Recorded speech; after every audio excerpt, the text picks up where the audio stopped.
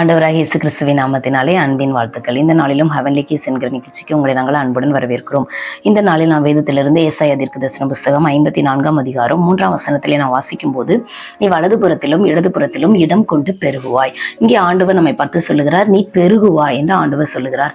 பெருக்கம் என்பது ஆண்டவர் நமக்கு கொடுத்திருக்கிற ஒரு வாக்குத்தத்தம் மட்டுமில்ல, அது தேவன் தம்முடைய பிள்ளைகளோடு பண்ணின ஒரு உடன்படிக்கை. அதனால பெருக்கம் என்பது நம்மளுடைய ஒரு உரிமை என்று நாம் சொல்லலாம். வேதத்திலே ஆதாம் ஏவாள் கணவன் மனைவியா இருந்து அவர்கள் 2 பேரை கொண்டு ஆண்டவர் சொன்னார், நீங்கள் பழுகி பெருகி பூமியையே நிரப்புங்கள் என்று சொன்னார். அந்த உலகம் பாவத்தினால் அழிக்கப்பட்ட போது மீதம் இருந்த நோவாவையும் அவனுடைய குடும்பத்தையும் 8 பேர் தான்.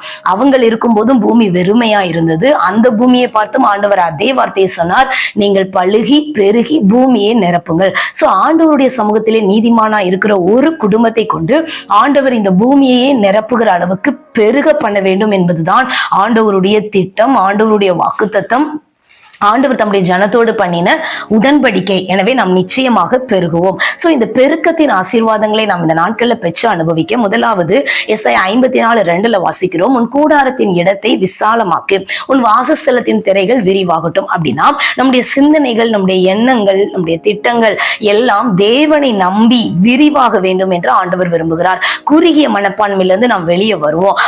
பெரிய காரியங்களை விரிவாக்கப்பட்ட எண்ணங்களோடு நாம் வாழும்போது கர்த்தர் நம்மை நிச்சயமாய் பெருக செய்வார். இரண்டாவது நாம் பார்க்கிறோம், பழுகி பெருகும்படி ஆண்டவர் ஈசாக்குக்கு ஒரு இடத்தை கொடுத்தார். ஆனால் அவன் அந்த இடத்தை அடைவதற்கு முன்பாக நிறைய பொறாமைகள், வாக்குவாதங்கள், தூர்த்து போடப்பட்ட அனுபவங்கள், தகப்பனுடைய துறவுகள் எல்லாம் தூர்க்கப்பட்டது. ஆனால் அதை கண்டு நின்று விடல, சோர்ந்து போகல, தொடர்ந்து துறவு தோண்டி கொண்டே இருந்தான். சோ எந்த சூழ்நிலைகளிலும் பொறாமை, வாக்குவாதங்கள், தூர்த்து போடுகிற அனுபவங்கள் நம்முடைய பிரயாசத்துக்கு பலன் இல்லை என்று சோர்ந்து போகாதீங்க. ரெகோபோத் பக்கத்திலே தான் இருக்குது, பெருக்கம் ரொம்ப பக்கத்துல இருக்குது. சோ தொடர்ந்து முன்னேறி போங்கள், நிச்சயமாய் நீங்கள் பெருகுவீர்கள். மூன்றாவது நாம் யோசேப்பினுடைய வாழ்க்கையில வாசிக்கிறோம், மனாசே பிறந்த உடனே அவன் கடந்த கால வருத்தங்களை மறக்க பிரயாசப்பட்டான். சோ கடந்த காலத்தை நீங்கள் மறக்கும் போது ஒரு புதிய பெருக்கத்திற்குள்ளாக நீங்கள் கடந்து வருவீங்க. நீங்கள் எந்தெந்த இடங்கள்ல ஒடுக்கப்பட்டு இருக்கிறீர்களோ அந்த இடங்கள்ல நீங்கள் பெருகுவீங்க. சிறுமைப்பட்ட தேசத்திலே எந்த இடத்திலே நாம் ரொம்ப சிறுமைப்படுத்தப்பட்டோமோ, சிறைப்படுத்தப்பட்டோமோ அந்த தேசத்திலே கர்த்தர் நம்மை பெருக செய்வார்.